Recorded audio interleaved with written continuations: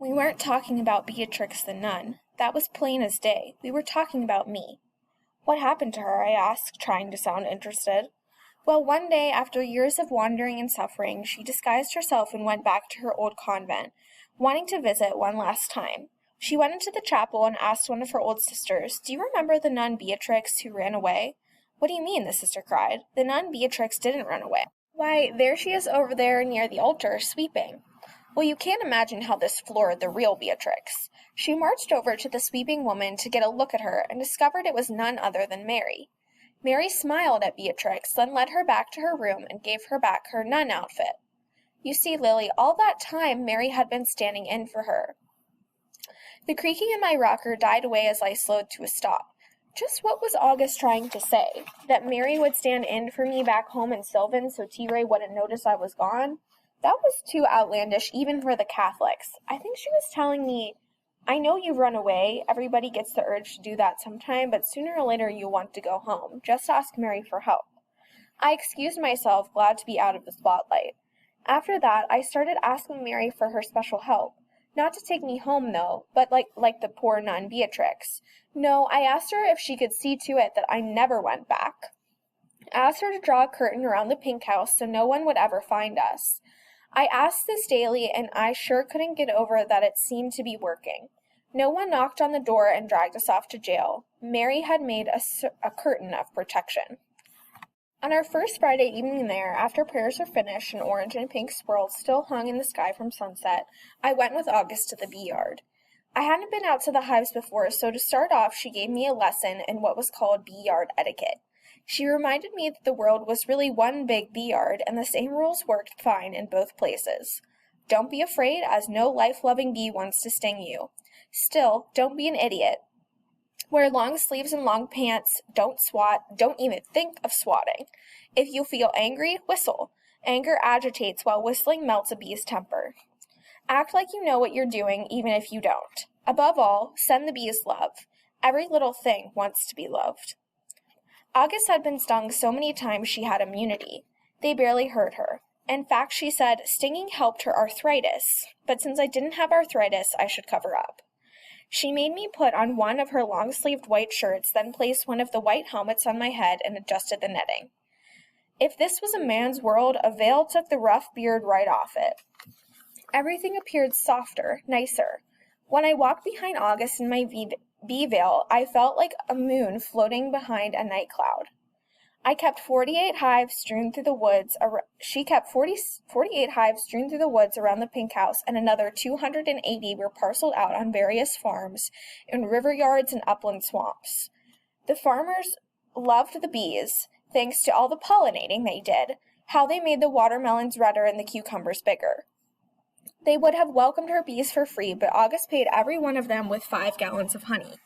She was constantly checking on her hives, driving her old flatbed truck from one end of the county to the other. The honey wagon was what it was called. Bee patrol was what she did in it. I watched her load the red wagon, the one I'd seen in the backyard with brood frames, those little slats that slip down in the hives for the bees to deposit honey on.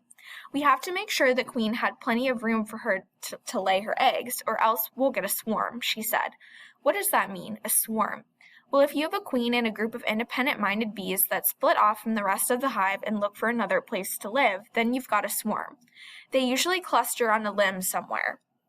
It was clear she didn't like swarms. So, she said, getting down to business, what we have to do is take out the frames filled with honey and put in empty ones. August pulled the wagon while I walked behind it, carrying the smoker stuffed with pine straw and tobacco leaves. Zach had placed a brick on top of each hive, telling August what to do. If the brick was at the front, it meant the colony had nearly filled the combs and needed another super. If the brick was at the back, there were problems with wax moths and ailing queens. Turned on its side, the brick announced a happy bee family, no Ozzy, just Harriet, and her 10,000 daughters. August struck a match and lit the grass in the smoker. I watched her face flare with light, then recede into the dimness. She waved the bucket, sending smoke into the hive. The smoke, she said, worked better than a sedative. Still, when August removed the lids, the bees poured out in thick black ropes, breaking into strands, a flurry of tiny wings moving around our faces. The air rained bees, and I sent them love, just like August said. She pulled out a brood frame, a canvas of whirring blacks and grays with rubbings of silver. "There she is, Lily. See her?" said August. "That's the queen, the large one." I made a curtsy like people do for the Queen of England, which made August laugh. I wanted to make her love me so she could keep me forever. If I could make her love me, maybe she could forget about Beatrix and the nun going home and let me stay. When we walked back to the house, darkness had settled in and fireflies sparked around her shoulders.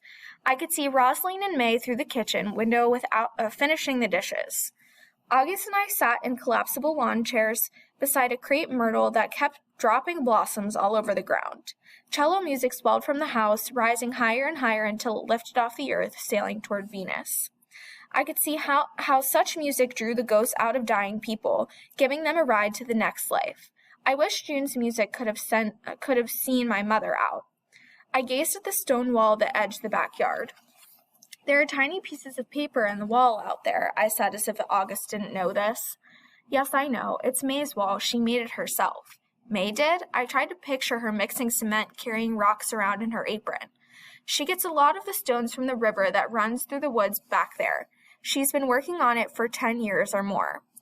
So that's where she got her big muscles, rock lifting. What are all those scraps of paper stuck in it?" "Oh, it's a long story," August said. "I guess you've noticed May is special." "She sure does get upset easy," I said. "That's because May takes in things differently than the rest of us do." August reached over and laid her hand on my arm. "See, Lily, when you and I hear about some misery out there, it might make us feel bad for a while, but it doesn't wreck our whole world. It's like we have a built-in protection around our hearts that keeps the pain from overwhelming us. But May, she doesn't have that. Everything just comes into her, all the suffering out there, and she feels as if it's happening to her. She can't tell the difference." Did this mean if I told May about T-Ray's mounds of grits, his dozens of small cruelties, about my killing my mother, that hearing it she would feel everything I did? I wanted to know what happened when 2 people felt it. Would it divide the hurt in 2, make it lighter to bear, the way feeling someone's joy seemed to double it? Rosaline's voice drifted from the kitchen window, followed by May's laughter. May sounded so normal and happy right then. I couldn't imagine how she'd gotten the way she was. 1 minute laughing and the next overrun with everybody's misery. The last thing I wanted was to be like that, but I didn't want to be like T-Ray either, immune to everything but his own selfish life. I didn't know which was worse. Was she born like that, I asked? No, she was a happy child at first. Then what happened to her? August focused on her eyes on the stone wall. May had a twin, our sister April. The 2 of them were like one soul sharing 2 bodies. I never saw anything like it. If April got a toothache, May's gum would plump up red and swollen just like April's. Only one time did our father use a belt strap on April, and I swear to you, the welts rose on May's legs too. Those 2 had no separation between them. The first day we were here, May told us that April died. "And that's when it all started with May," she said, then looked at me like she was trying to decide whether to go on. "It's not a pretty story." "My story's not pretty either," I said, and she smiled. Well, when April and May were 11, they walked to the market with a nickel each to buy an ice cream. They'd seen the white children in there licking their cones and looking at cartoon books. The man who owned the market gave them the cones but said they had to go outside to eat them. April was headstrong and told him she wanted to look at the cartoon books. She argued with the man for her own way like she used to do with father, and finally the man took her arm and pulled her to the door, and her ice cream dropped to the floor. She came home screaming that it wasn't fair. Our father was the only black dentist in Richmond, and he'd seen more of his fair share of unfairness. He told April nothing's fair in this world. You might as well get that straight right now. I was thinking how I myself had gotten that straight long before I was 11. I blew a puff of air across my face, bending my neck to behold the Big Dipper. June's music poured out, serenading us. I think most children might have let that roll on by, but it did something to April, August said. She got deflated about life, I suppose you'd say. It opened her eyes to things she might not have noticed being so young. She started having stretches when she didn't want to go to school or do anything. By the time she was 13, she was having terrible depressions, and of course, the whole time, whatever she was feeling, May was feeling. And then when April was 15, she took our father's shotgun and killed herself. I hadn't expected that. I sucked in my breath and felt my hand go up and cover my mouth. I know, said August. It's terrible to hear something like that. She paused a moment. When April died, something in May died too. She never was normal after that. It seemed like the world itself became May's twin sister. August's face was blending into the tree shadows. I slid up in my chair so I could still see her. Our mother said she was like Mary with her heart on the outside of her chest. Mother was good about taking care of her, but when she died, it fell to me in June. We tried for years to get May some help. She saw doctors, but they didn't have any idea what to do with her except put her away. So June and I came up with this idea of the Wailing Wall. A what kind of wall? Wailing Wall, she said, like they have in Jerusalem. The Jewish people go there to mourn. It's a way for them to deal with their suffering. See, they write their prayers on scraps of paper and tuck them in the wall. And that's what May does? August nodded. All those bits of paper you see out there stuck between the stones are things May has written down, all the heavy feelings she carries around. It seems like the only thing that helps her. I looked in the direction of the wall, invisible now in the darkness. Birmingham, September 15, 4 little angels dead. Poor May, I said. Yes, said August, poor May. And we sat in the sorrow for a while until the mosquitoes collected around us and chased us indoors. In the honey house, Rosaline was on her cot with the lights out and the fan going full blast. I stripped down to my panties and sleeveless top, but it was still too hot to move. My chest hurt from feeling things. I wondered if T-Ray was pacing the floors feeling as injured as I hoped he did. Maybe he was telling himself what a rotten excuse for a father he was for not treating me better, but I doubted it. Thinking up ways to kill me was more like it. I turned my pillow over and over for the coolness, thinking about May and her wall and what the world had come to, that a person needed something like that. It gave me the willies to think what might be stuffed in among those rocks. The wall brought to my mind the bleeding slabs of meat Rosaline used to cook, the gashes she made up and down them, stuffing them with pieces of wild, bitter garlic. The worst thing was lying there wanting my mother. That's how it had always been. My longing for her nearly always came late at night when my guard was down. I tossed on the sheets, wishing I could crawl into bed with her and smell her skin. I wondered, had she worn thin nylon gowns to bed? Did she bobby pin her hair? If I could just see her propped on bed. My mouth twisted as I pictured myself climbing in beside her and putting my head against her breast. I would put it over her beating heart and listen. Mama, I would say, and she would look down at me and say, baby, I'm right here. I could hear Rosaline trying to turn over on the cot. You awake? I said. Who can sleep in this oven? She said. I wanted to say, you can, as I'd seen her sleeping that day outside the Frogmore Stew General Store and restaurant, and it had been at least this hot. She had a fresh Band-Aid on her forehead. Earlier, August had boiled her tweezers and fingernail scissors in a pot on the stove and used them to pluck out Rosaline's stitches. How's your head?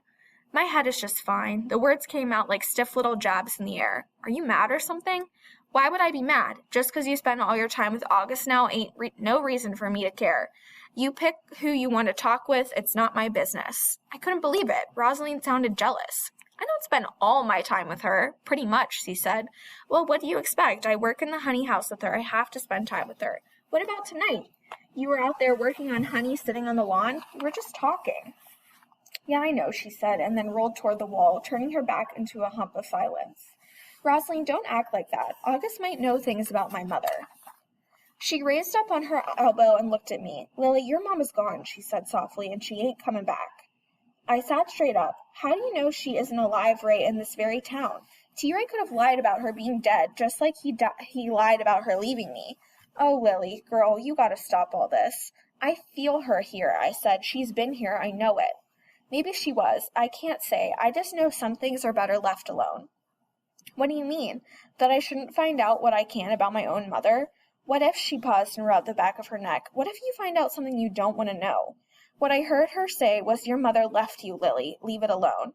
I wanted to yell how stupid she was, but the words bunched in my throat. I started hiccuping instead. "You think T-Ray was telling me the truth about her leaving me, don't you?" "I don't have any idea about that," Rosalind said. "I just don't want you to get yourself hurt." I lay back on the bed. In the silence, my hiccups ricocheted around the room. "Hold your breath, pat your head, and rub your tummy," Rosalind said. I ignored her. Eventually, I heard her breathing shift to a deeper place.